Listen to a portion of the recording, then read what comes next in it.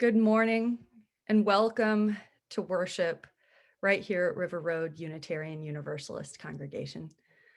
I'm your senior minister, Reverend Nancy McDonald Ladd, and our chalice lighting today comes to us from the Reverend Lisa Daig, speaking words I think that may come from all of our hearts.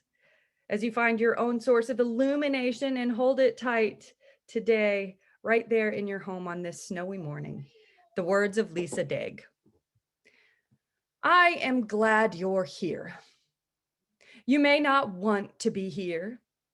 You may long for your pew in your sanctuary, for the peace that settles over you when you settle into that familiar spot, for the people you see around you in that beloved space, and for the ones you see in your memory when you settle into that familiar spot in that beloved space, for the scents and the sounds, for the certain slant of light that tell you you are on sacred ground, seeking the holy, prepared to find it and to be found by it. I long for all that too, for you and for myself. Still, I'm glad you are here. I'm glad you have chosen again to tend your spirit in this time and in this way, even while longing for another way, in a time and space yet to come. Glad that our deliberate gathering, transcending separations of time and space, heals the brokenness of our souls, sustains our community, and sends ripples of blessing surely and mysteriously to the edges of all we know and beyond. I'm glad you are here. Let us worship together. And so the chalice is lit. Our service begins. And won't you join me in welcoming the wonderful Shui Wang, playing our prelude live on this snowy Sunday morning, Song Without Words, Opus 85, number 1 by Felix Mendelssohn.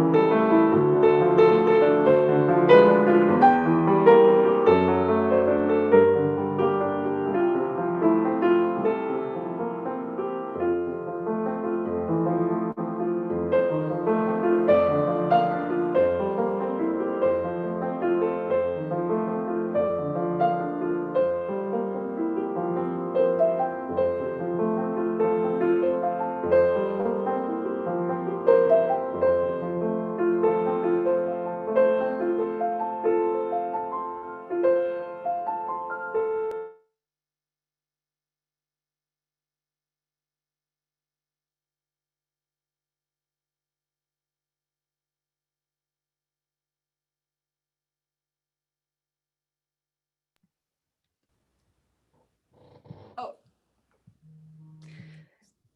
it is February, folks. It is the first Sunday of a new month.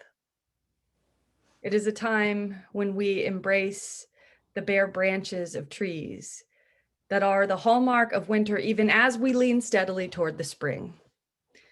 It is also a time when we lean ever closer to the 1-year anniversary of the last time we were together in our sanctuary on a Sunday morning, not so different from this one. What a blessing it is to connect in all the ways we can. Here in our live Zoom service at River Road, today, our worship will also be available, as it always is, on YouTube and on our podcast. So you can do whatever it is the kids do on YouTube these days, like it and share it to your heart's content. With the beginning of a new month also comes the introduction of a new theme for worship and for exploration among us. This month, we'll be reflecting together all month long on the theme of beloved community. Beloved community, in this case, it's not just a stand-in phrase for people who like hanging out together. It is a concept that ignited the heart of Martin Luther King's ministry, a concept that inspires who we yet can become together. Beloved community is a network of relationships where nobody has to pass as anything they are not, where nobody's story is at the center while other people's stories remain at the margins. It's a place that never was and yet shall be, where the strength of the whole makes space for each soul, and I hope you'll join us as we explore it all month long. If you're visiting worship for the first time, or you are new or feeling new, know that you are indeed most welcome here. Feel free to join us if you're here on Zoom Live for a warm and engaging small group conversation after the service. We'd be delighted to greet you more personally. And if you'd like to connect to this place, and more importantly, if you would like to connect to these people, drop us a line at connections@rruuc.org so that we can reach out.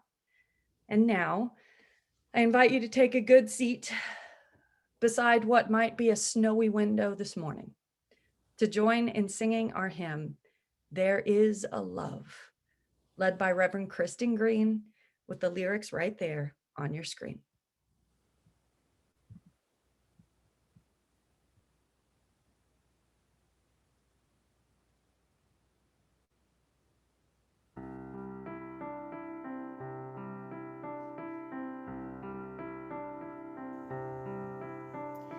There is a love holding me.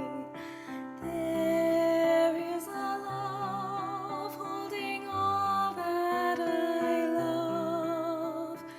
There is a love holding all I rest in His love. There is a love holding us. There is a love holding all that we love. There is a love holding all.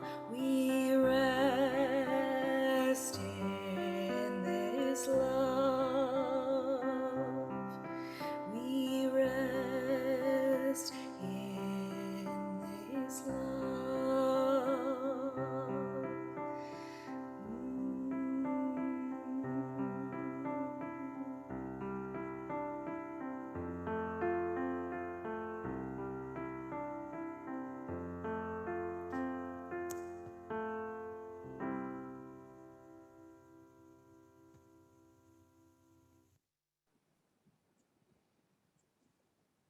Hello, I'm Beth Iwakura, the Director of Religious Education.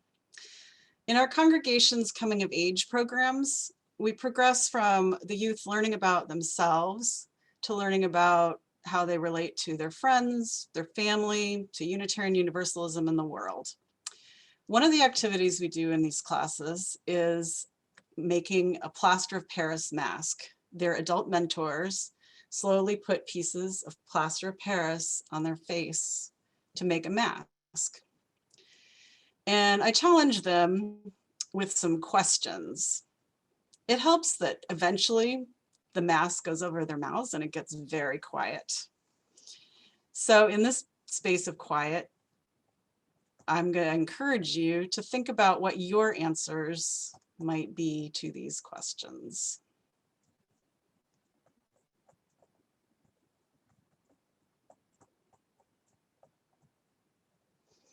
What are you showing the world with your mask?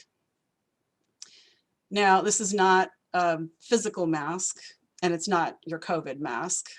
It's the masks that we put on to hide parts of ourselves or to show parts of ourselves.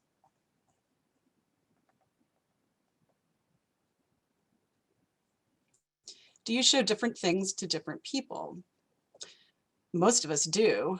We show things differently to a gathering of people we don't know, to our colleagues, our classmates, a group of friends, a partner, or a best friend. So what is behind your mask? What part of yourself are you reserving? What part of yourself do only a few people get to see?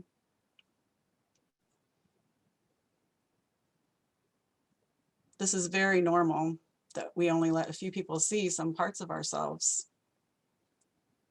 There are many good reasons. You wouldn't want to share a mean thought if you can help it. There might be people who are just not safe to talk to. You just might not be ready yet. So who gets to see what's behind your mask?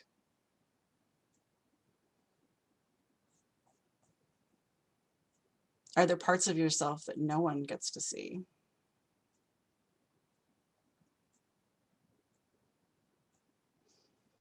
Those people who get to see that part behind your mask that you don't show many people, could those people be part of your beloved community?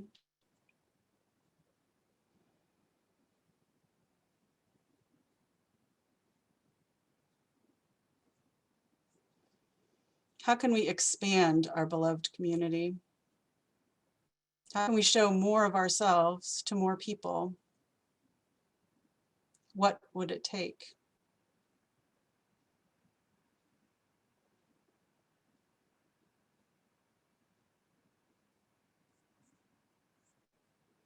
Now, I realize this was not much time to think about these questions. So you can revisit this YouTube video anytime you like. And the slides are also posted on the River Road website under Learn, then Children and Youth. Beloved community is all about bringing our whole selves to all of our conversations.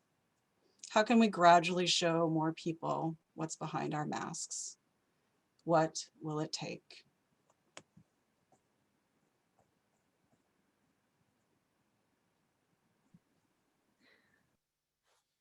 Everything we do here in our community at River Road is really an expression of how it is we want to be with one another and in the world, how we want to be the fullest version of ourselves, the most authentic version of ourselves, and how we want to express the most authentic, fullest, widest version of what it is to be a community in the world. There are so many ways to connect with that vision and that work here at River Road. Of course, there's worship. Next Sunday, we'll gather again on Zoom to share a service with Unitarian Universalists from all across the nation. Our association's Side with Love Sunday will feature powerful preaching and music from all across our sister congregations. We'll pause that broadcast just long enough to take up our own Extending the Offering collection, because your generosity changes the world right here at home. This month's worship on Beloved Community, it all leads up to our kickoff of the annual stewardship campaign, which will happen here in the Sunday service on February 28th, live from the sanctuary, along with the remarkable opportunity to join with Cedar Lane and Fairfax UU congregations that afternoon, February 28th, for a joint stewardship celebration concert featuring Emma's Revolution, Peter Mayer, and the amazing Leah Morris, whose music has been such a spiritual touchstone for us throughout the pandemic. Mark your calendars for that service and for the concert at 3 on the 28th. It'll be a powerful day. a time of commitment and renewal. Our leadership and nominations committee here at River Road is also hard at work identifying candidates for the River Road board and for their own committee, which holds the future of River Road leadership in their hands. They would, of course, like your help. Who do you think would be a great addition to our leadership as we go forward? You can recommend people. You can dig deep in your own heart and find a call to leadership and partnership there. You can check the e-weekly to find out how to share your recommendations and your hopes and your dreams. And today at 2, we are continuing to do the work we are called to do by co-sponsoring a showing of the film The Three Lynchings, a documentary about 3 horrific events that took place not elsewhere, but right here in Montgomery County. There will be a panel discussion after the film showing with a local historian, the film's director, and more. There are more details in your e-weekly. I hope we can ground ourselves in the work that is ours to do right here at home, starting now. And finally, my friends, today is a day of tribute and of celebration. Because today, our amazing and gifted Director of Communications, Sherry Blanchette, has come to the end of her 17-year career, guiding and shaping us toward beloved community right here at River Road. More than perhaps any single other individual, Sherry has been the very face of welcoming in this place. She has been the doorway that guides others in. And not only is it her last Sunday with us, it's also Sherry's birthday. And so we offer our love, our tribute, our gratitude for all that she and her beloved colleagues over the years have created together. To offer some praise and gratitude, I turn it over for a time to our board president, Martin Dew.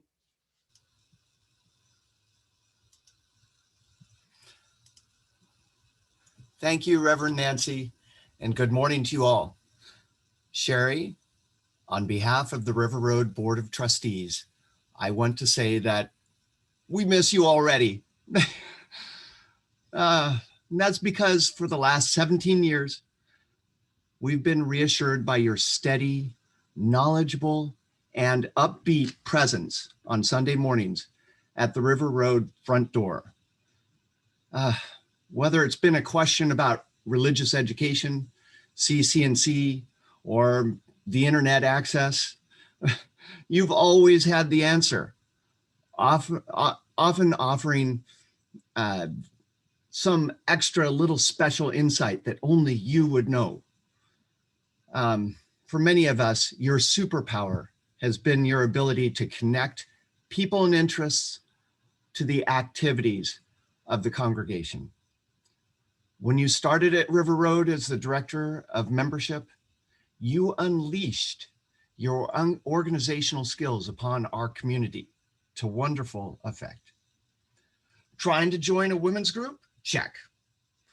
Who do I talk to about the garden? Check. Who's organizing children's books for the bazaar? Check. You've been a one-person Rolodex for our entire community. While we're sad to see you go, we are happy that you are pursuing your future opportunities and adventures. Thank you for being in tune with the heart of the River Road community, for mentoring the River Road staff, and know that we hope you stay in touch and visit when you have the opportunity. And happy birthday. Thank you from all of us.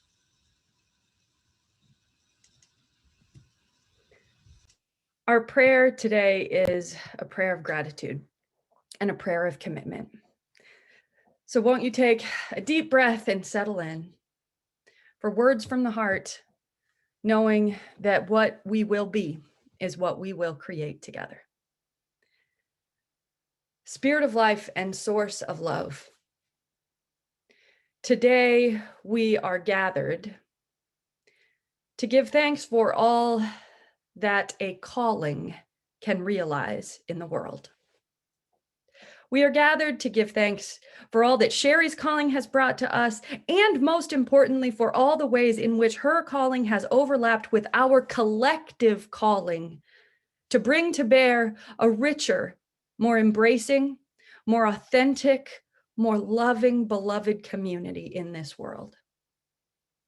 Spirit of life, source of love, you great mystery who cannot be contained in the word called God, today, most of all, we ask that these words of gratitude land on our own hearts, so that we might turn inward and listen for the beat of our own callings, for the steady rhythm of our own work in this world, beckoning, calling us each by name, asking us to emerge from whatever fear holds us tight, from whatever closes us off to our vision and our capacity and our dreams of a different world, asking us to hear what we are called to do, what we are called to dream, and how those dreams can be made a reality through no hands but our own, through no work but our own. Yes, a life lived in calling changes the world. And so may each of us listen deeply, perceive generously the ways in which our callings move in us. May it be so. Amen. And blessed be.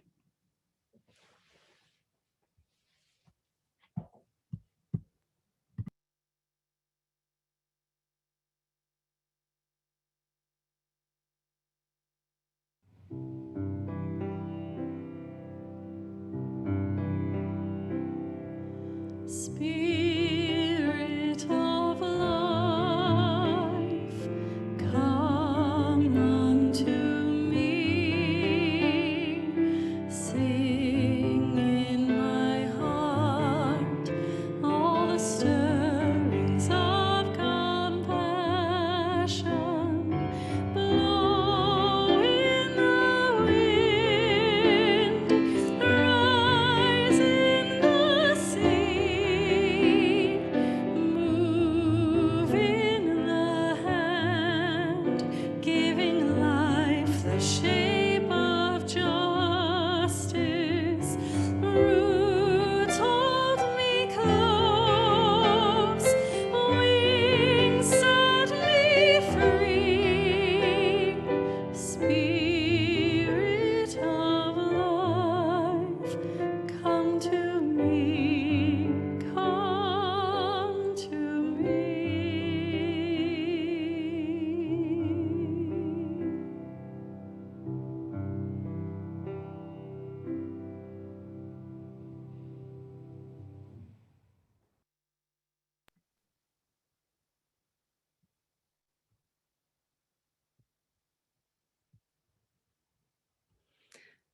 Thank you to the incredibly gifted Sarah Jebian for sharing her voice with us there, and she will again later in the service. Now is a time when we get to be generous in any way we can. Community asks generosity of time, of talent, of leadership, of relationship, and yes, of treasure, when and how we can, to support the work that is ours to do. And so in this time of offering, where you support the building of a beloved community, I invite you to donate as you are willing and able. You can go online to our website, to ruuc.org/give. You can text to give by texting 73256, then message River Road plus the amount. You can send us a check. You can do what you've got to do. Extend your generosity when and how you can for what we can only build together. And let us be blessed once again by the gift of music from Sarah Jebian and from Cliff.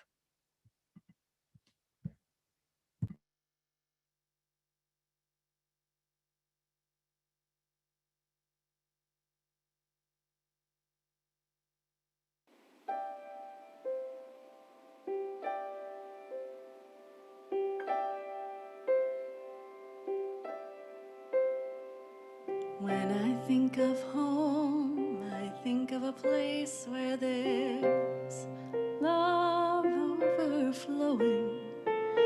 I wish I was home, I wish I was back there with things I've been knowing.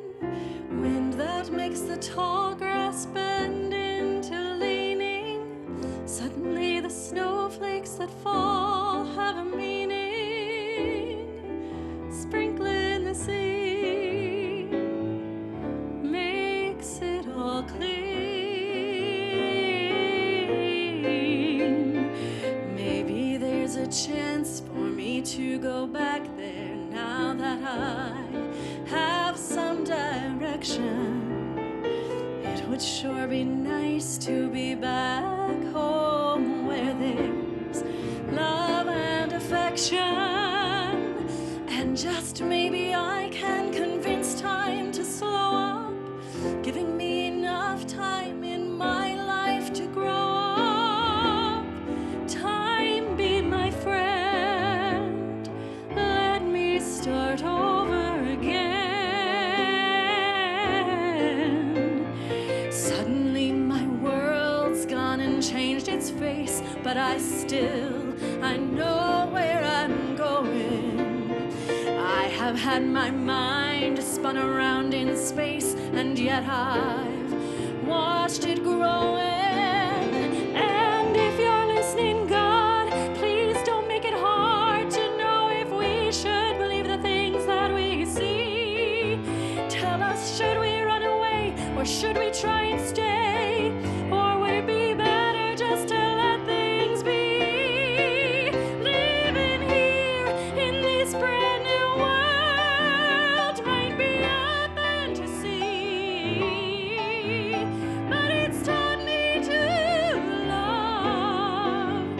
So it's real, real, so real to me. And I've learned that we must look inside our hearts to find a world full of love, like yours, like mine, like home.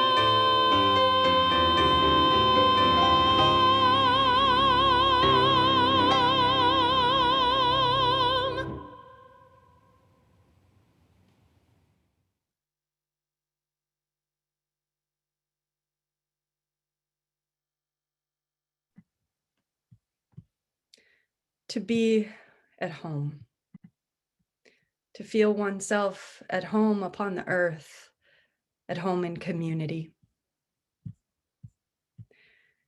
Let me be so presumptuous this morning, blessed by that music and this legacy we honor. Let me be so presumptuous as to start with a poem, which speaks for itself. I'll interpret that poem in the sermonic efforts yet to come, but this piece perhaps speaks for itself. Late Fragment, a short poem by Raymond Carver. And did you get what you wanted from this life? Even so, I did. And what did you want? To call myself beloved, to feel myself beloved on the earth. The narrator of those words asks, perhaps at the late hour in life that the title implies, did you get what you wanted from this life? Even so, even in the presence of everything you did not get, did not find, did not win, did not achieve, even so, did you get what you really wanted beneath it all? To call yourself beloved, to know yourself as yourself, not just as a curated and concealed version of yourself, but yourself as yourself beloved upon the earth. In the midst of these lives we are living, lives that frankly for many of us are decidedly not going according to plan, are we getting what we wanted even so? In spite of and in the presence of it all? Are we experiencing what it is to be beloved? And please, for the sake of all that is holy, and so I can tolerate myself speaking of love for one more minute, can that concept of love please incorporate more than could ever fit onto a Hallmark card?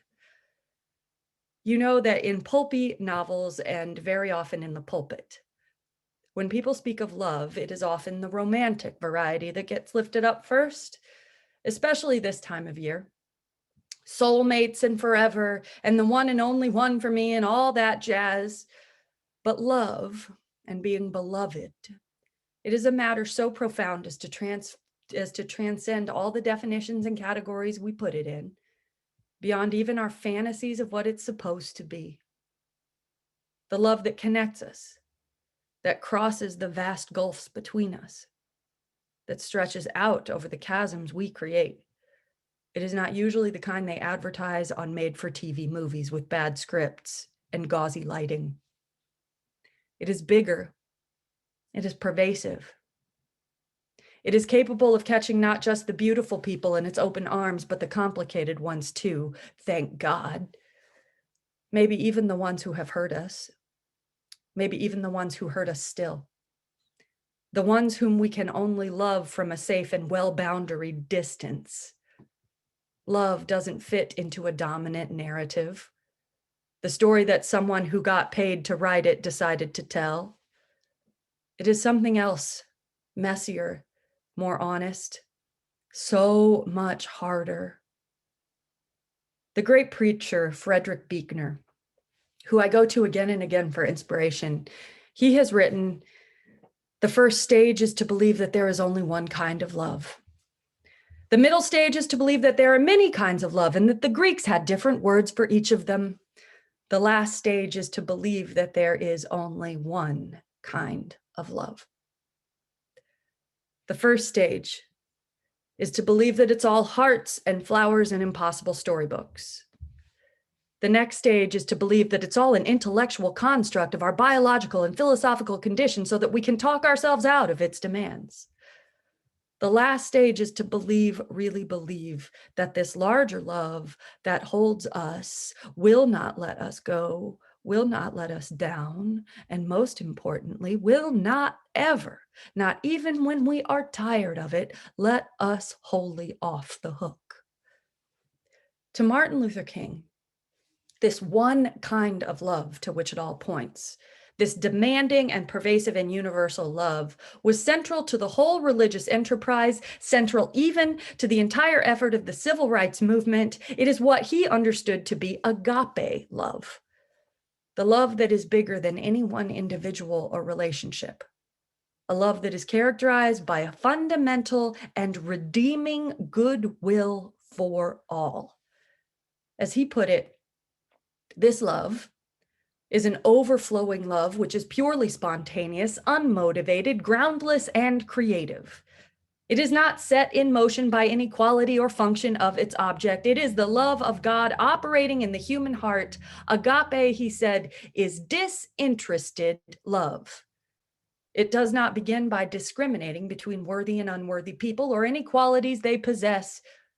Nobody earns this love. Nobody doles it out. Nobody has a corner on the market of it. And no one person stands more at the center of that love than another. There are no fairy godmothers. There are no princesses and no men on white horses riding off into sunsets. Nobody is the hero of the story, and nobody gets the girl. To Dr. King, agape love, it doesn't hold the individual and their achievements as sacred so much as it holds the community and its potential. The object of reverence and sacrifice to which all the individual stories of triumph, of hope, of sadness, of horror, all the individual stories point to this larger object of reverence, which is the potential of the community itself. The potential of the community itself to expand the reach of that love so widely that every moment it includes one more soul and one more soul and one more soul, until everyone, not some ones, but everyone knows themselves to be beloved upon this earth. It was this pretty much impossible, ever expanding conception of love that was at the heart of what Dr. King famously preached and called the beloved community. A community in which no one person, No one story, no one identity or individual is at the center. He dreamed that such a community, in which every individual is beloved in and of themselves, and yet no individual has the right to be at the center of the story. And so beloved community is maybe the purest form of universalism, where nobody has to earn grace. We just receive it by being a part of a community that helps create it. In this way, we don't do good things as a kind of salvation insurance to prove we're on the right side of the line, because in fact, in this kind of love, there is no heavenly scorecard. Instead, we do good things because the good things are there to do, and the community is dependent upon all of us to hold it up through our own efforts. And so, beloved community, it breaks down the barriers that so often close love off only to those we perceive as worthy people, as people like us, as people who have somehow earned it. Dr. King himself adapted this whole concept of beloved community from the 19th century American philosopher Josiah Royce, whose ideas were knocking around Boston at the time King was in seminary. Royce taught that every proposed reform, every moral deed is to be tested by whether and to what extent it brings about the realization of the beloved community. A community in which each individual is respected while each individual contributes to the well-being and security of all. Humanity, to Josiah Royce and by extension to Dr. King, it was this sort of networked organism, an interdependent web, if you will. And the sense of being beloved, of creating that sense for others, it arose not from romance and hearts and flowers, but from, quote, the practically devoted love of an individual for a community. The beloved community was everyone working for the betterment of everyone, and neither Josiah Royce nor Dr. King were foolish enough to believe we were actually going to get all the way to achieving it. Instead, they taught that beloved community was a goal that we were always reaching for and always falling just short of. Just like love with no requirements and no tests and no swaggering proving of our worth, it is easier said than done, this concept of beloved community that respects all and centers none.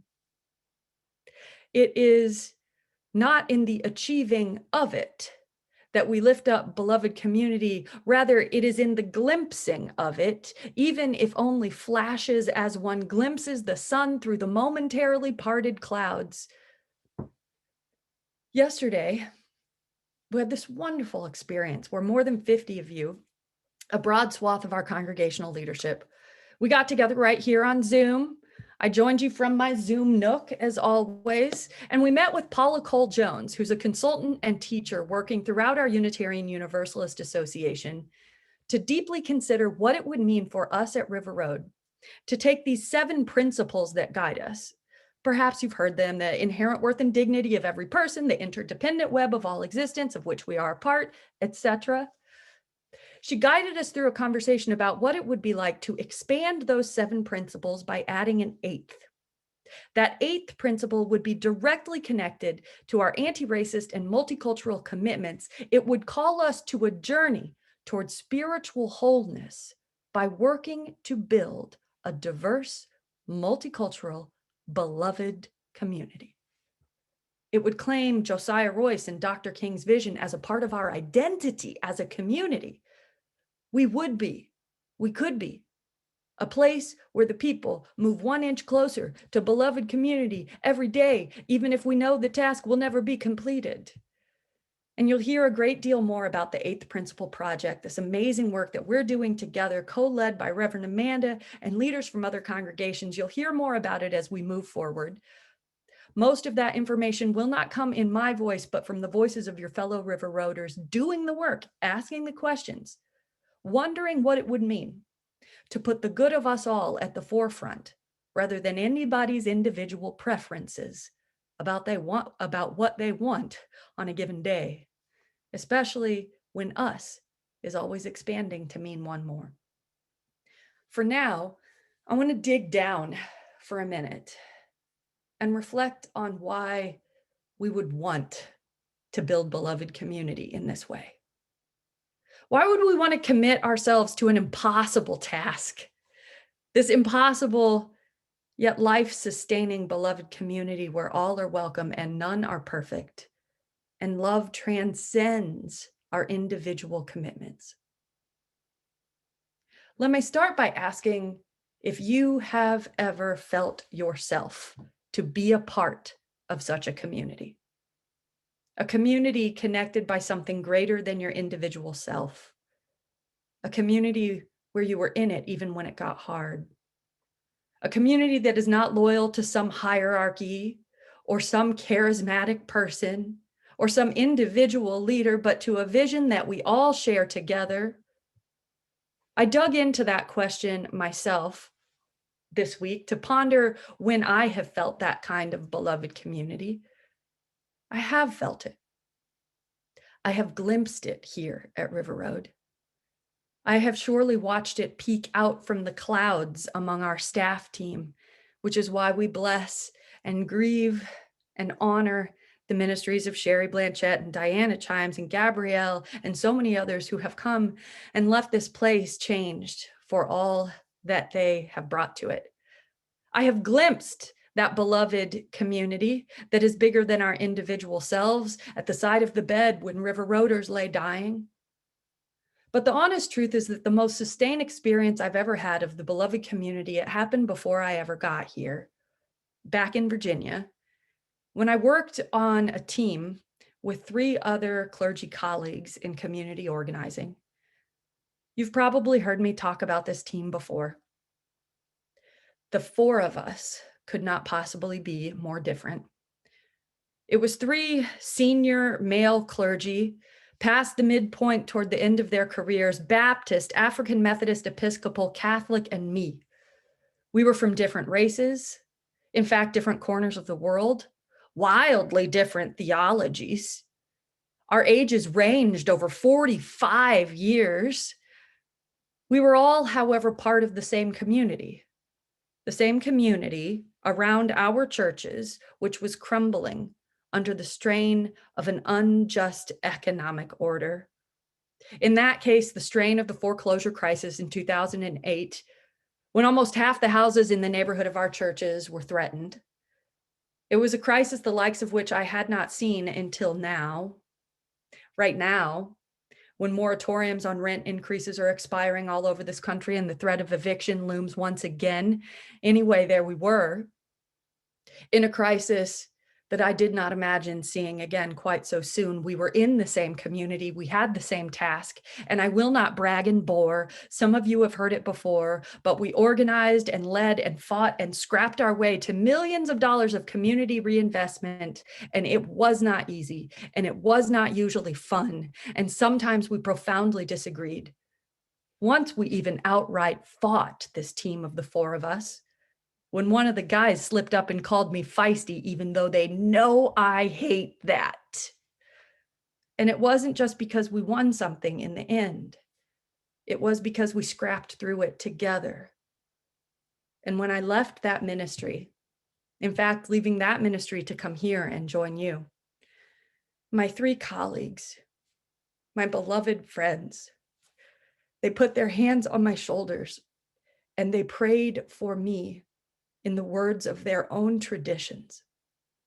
And I cannot quite describe what it felt like to receive their prayers, except to say that it felt like I mattered, that I felt somehow whole, like all of me was lifted up to high purpose, because I wasn't self-contained. It wasn't all about me. I had a place in the larger picture, and that when I couldn't do it all, I didn't have to. I felt beloved, not because I was so special or called or chosen or super shiny, but because I was a part of a beloved community in which I belonged, to which I was accountable, and which made room for all of me. Did you get what you wanted from this life even so? Asks Raymond Carver. Did you get what you really wanted from this whole enterprise, even when it didn't go according to plan? And even when it was hard? And even when it was no fun? And even when there was conflict or challenge or growth or change, did you get what you wanted? To call myself beloved, to know myself beloved upon the earth. I did and will again, should we choose to build it, or at least glimpse it, even fleetingly, but more frequently, right here in the beloved community we can only create for each other. May it be so, and amen.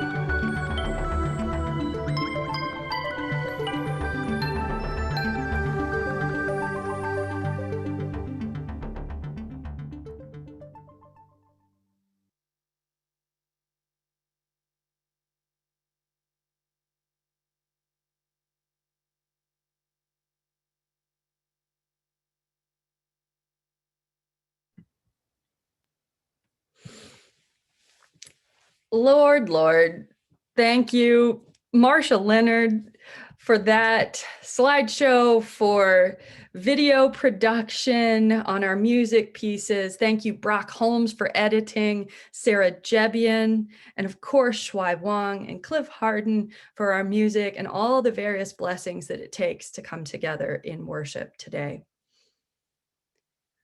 Here, as we prepare to take this light we have kindled out into the waiting world, because we didn't light it just for us. May the truth that makes us free and the love that casts out fear and the hope that never dies guide us and those we love and those we do not love forward together till the day spring breaks and all the shadows flee away. Amen.